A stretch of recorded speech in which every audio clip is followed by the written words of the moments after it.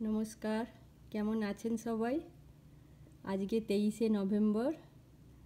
এখানে এডমন্টনের অবস্থা দেখুন, কিভাবে স্নো পড়ছে। আর গাড়িগুলো সব একদম স্নোতে ভর্তি হয়ে গেছে।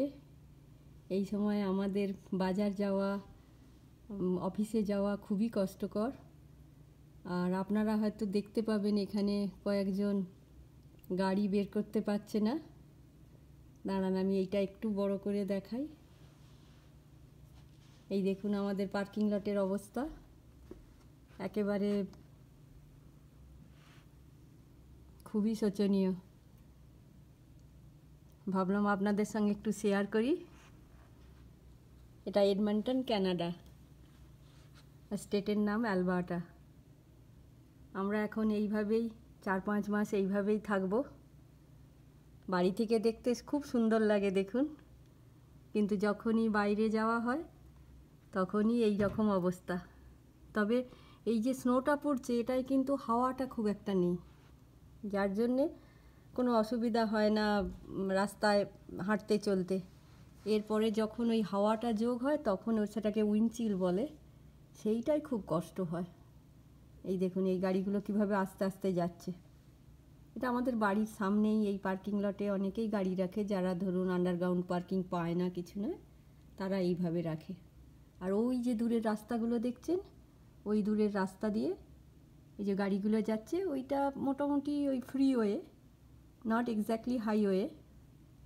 তো ওখানেও খুব কষ্টকর। ওরা বরফ ক্লিন করতে রেগুলার তো ওই ক্রু মেম্বাররা পারে না। যখন হুহুস শব্দে বরফ পড়ে, ওই একটু বালি ছড়িয়ে দেয়। তারপর ধরুন আস্তে আস্তে রাত্রিবেলা যখন লোকজন কমে থাকে, তখন ওরা ওই মেশিন দিয়ে ক্লিন করে। দেখতে এমনি খুব ভালো লাগছে বলুন। আমিও এইটা বাড়ির মধ্যে থেকেই তুলছি, আর পরে একদিন আপনাদেরকে সাথে নিয়ে হাঁটতে হাঁটতে দেখাবো। আর ওই যে দূরে একটা বিল্ডিং দেখছেন, এই বিল্ডিংটা আমি আগে থাকতাম, তো এখন এই পাশেই আছি। এখান থেকে ইউনিভার্সিটি, হসপিটাল, বাজার, দোকান, মানে খুব একটা দূর নয়, জাস্ট 10-15 মিনিট। এই বাড়ির সামনে দিয়ে বাস স্টপ আছে, এখান দিয়ে বাস যায়। ওই যে চলুন আপনাদেরকে দেখাই, এইখানে একটা বাস স্টপ। এখন বোধহয় বাসগুলো আসছে না, নাহলে দেখাতাম, আর একদিন দেখাবো। ওইখানটা থেকে আমরা বাস ধরে 5 মিনিট ধরুন মেট্রো স্টেশন, তারপর ধরুন ট্রেনেতে 15-20 মিনিট গেলেই আপনার ইউনিভার্সিটি হসপিটাল। আর ডাউন টাউনও ওই 20-25 মিনিট লাগে। তো ভাবলাম আপনাদেরকে একটু দেখাই। এই যে নিচে দিয়ে দেখুন লোকজন তাদের গাড়ি পরিষ্কার করছে।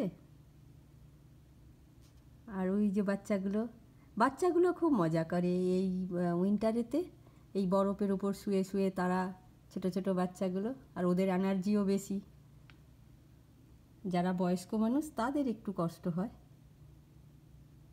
এই যে দেখুন যাচ্ছে এরা,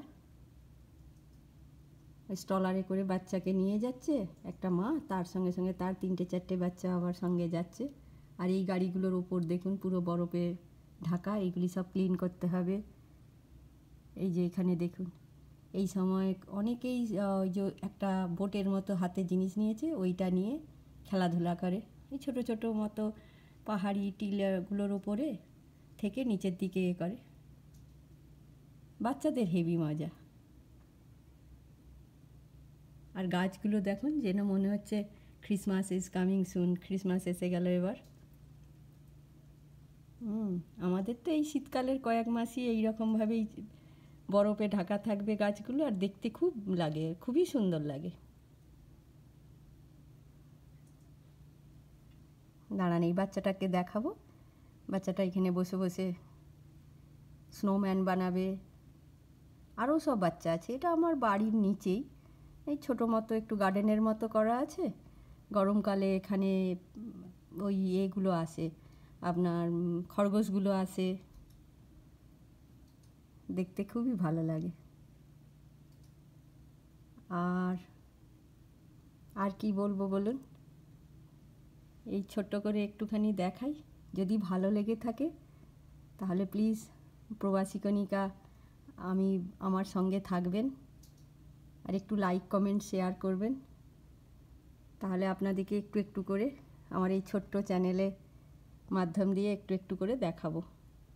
কথাগুলো হয়তো ঠিক গুছিয়ে সাজিয়ে বলতে পারছি না, এই আমি 1-2 দিন চালু করেছি তো, এরপরে আস্তে আস্তে ভিডিওটাও বাড়াবো। এই যে দেখুন, এই যে বাসটা, এই বাসে বয়স্করা যারা থাকে তাদেরকে নিয়ে যায় এই সময়, এটা ওদের জন্য স্পেশাল।